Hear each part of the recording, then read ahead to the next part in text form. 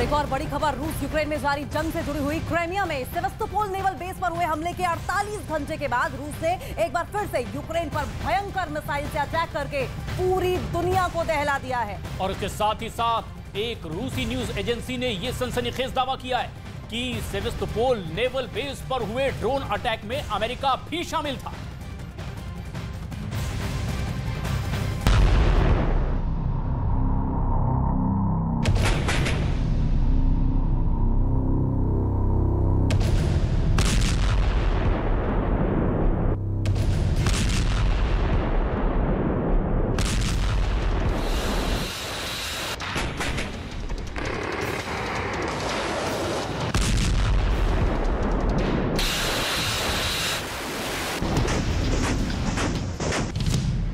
जंग के दौरान रूसी अखबार का अमेरिका पर संगीन आरोप।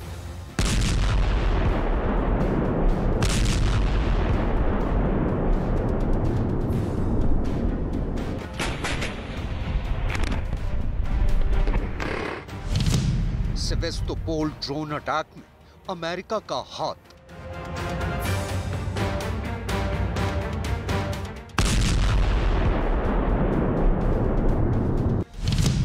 यूक्रेन जंग में अमेरिका हुआ शामिल।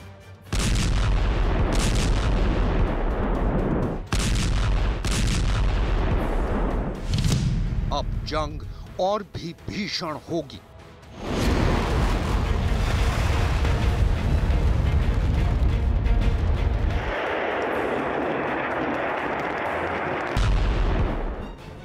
रूस और यूक्रेन के बीच जारी जंग थमने के बजाय और भी तेज और भी भीषण होती जा रही है। आलम यह है कि इस जंग में कभी रूस तो कभी यूक्रेन हावी होता नजर आता है। दोनों ही देशों की सेनाएं एक दूसरे के सैन्य ठिकानों और टुकड़ियों को टारगेट कर उन पर हमले कर रही हैं। ऐसी ही एक तस्वीर 29 अक्टूबर को दुनिया के सामने आई। तस्वीर क्राइमिया में रूस के सेवास्तोपोल बंदरगाह पर यूक्रेन की सेना के ड्रोन हमले की। इस वीडियो में आप साफ देख सकते हैं कि समंदर के बीच एक जोरदार धमाका हो रहा है। दरअसल यही वो ड्रोन अटैक है जिसके बाद गुस्से में रूस ने यूक्रेन के साथ अनाज निर्यात संधि तोड़ दी है। रूस का आरोप है कि यूक्रेन ने सेवास्तोपोल में उसकी ब्लैक सी फ्लीट पर हमला करने के इरादे से कुल 16 ड्रोन भेजे थे।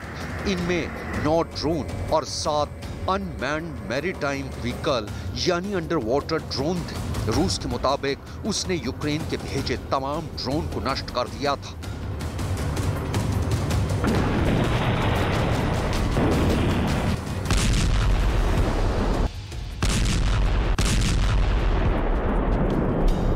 अभी इस हमले को हुए 48 घंटे भी नहीं बीते हैं कि एक रूसी अखबार प्रावदा ने यूक्रेन के सबसे बड़े मददगार अमेरिका पर एक संगीन आरोप लगाया है। रूस के अखबार प्रावदा का दावा है कि 29 अक्टूबर को सेवास्तोपोल बंदरगाह पर हुए हमले में अमेरिका भी शामिल था। रूसी अखबार प्रावदा के मुताबिक सेवास्तोपोल में रूस की ब्लैक सी फ्लीट पर जिस वक्त ये हमला हुआ उस वक्त काला सागर के ऊपर अमेरिकी सेना का RQ-4B40 global hoc Renaissance drone मंडरा रहा था।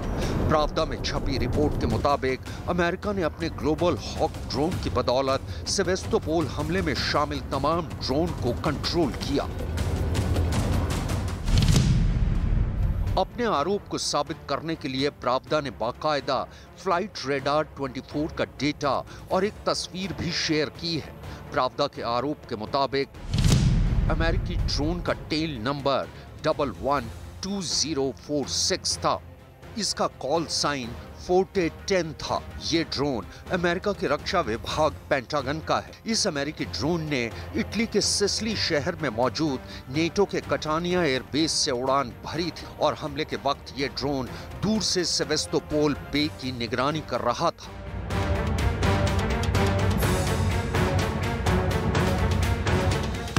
हालांकि रूस ने अभी तक अमेरिका पर सीधा आरोप नहीं लगाया है, लेकिन रूस के रक्षा मंत्रालय का ये जरूर कहना है कि अमेरिका और नेटो जंग में अपने joint surveillance target attack radar system और एयरबोर्न वार्निंग कंट्रोल सिस्टम के जरिए भी यूक्रेन की मदद कर रहे हैं। इसी वजह से रूस ने 18 अक्टूबर को अपने एक हमले में यूक्रेन का एक आउटर स्पेस सिग्नल सिस्टम नष्ट कर दिया था। यूक्रेन का ये outer space signal system Odessa में लगा था।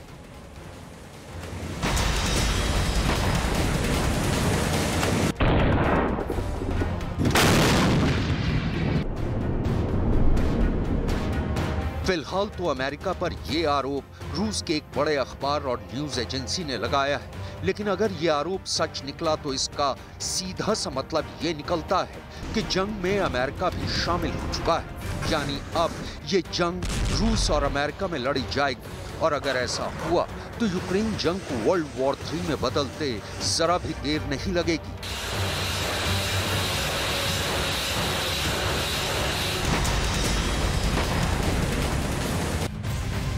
और अब एक बेहद अहम और बड़ी खबर आ रही है। रूस यूक्रेन युद्ध से जुड़ी हुई खबर यह है कि यूक्रेन में रूस के ताबड़तोड़ हमले एक के बाद एक कीव समेत कई इलाकों पर अब बहुत बड़ा संकट पैदा कर सक रहे हैं। जी हां, दावा यह किया जा रहा है कि यूक्रेन में 40 लाख से ज्यादा घरों में बिजली नहीं है, जबकि कीव में 80% घरों में पीने का पानी भी नहीं है।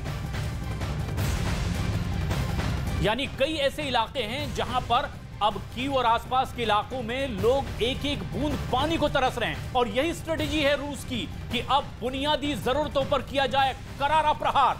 ऐसे में कीव छटपटाता दिखाई दे रहा है।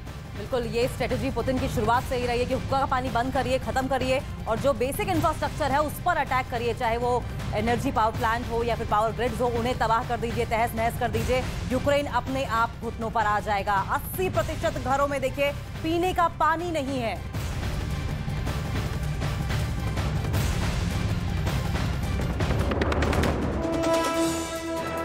हिमाचल प्रदेश में आज गृह मंत्री अमित शाह का ताबड़तोड़ चुनावी अभियान। शिमला, मंडी और चंबा में करेंगे चुनावी जनसभा को संबोधित।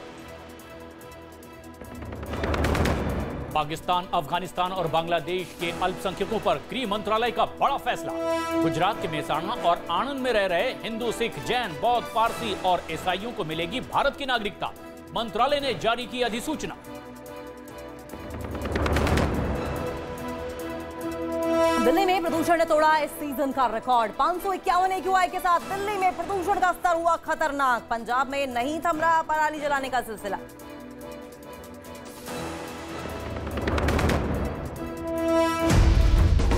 आज तक को पछाड़ न्यूज़ 18 इंडिया बना भारत का नंबर 1 न्यूज चैनल। देखते रहिए न्यूज़ 18 इंडिया।